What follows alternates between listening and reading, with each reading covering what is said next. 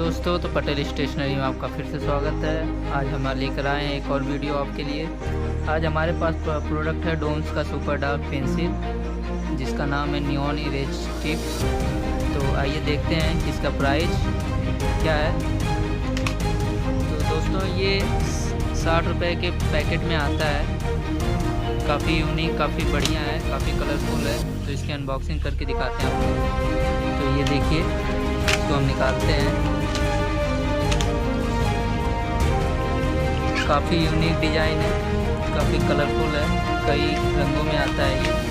ऊपर इरेजर भी लगा हुआ है जो कि बच्चों को काफ़ी पसंद आता है। बच्चे काफ़ी पसंद करते हैं इन चीज़ों को। ऊपर इरेजर लगा होता है तो वो लोग काफ़ी खरीदने के लिए काफ़ी उत्सुक रहते हैं इसको। तो ये है डोम्स की नियॉन नाम से आती है। तो आप लोगों को ये पेंसिल कैसा लगा? आप लोग मेरे वीडियो को लाइक कीजिए, सब्सक्राइब कीजिए और कमेंट कीजिए कि आप लोगों को ये पेंसिल कैसा लगा। धन्यवाद।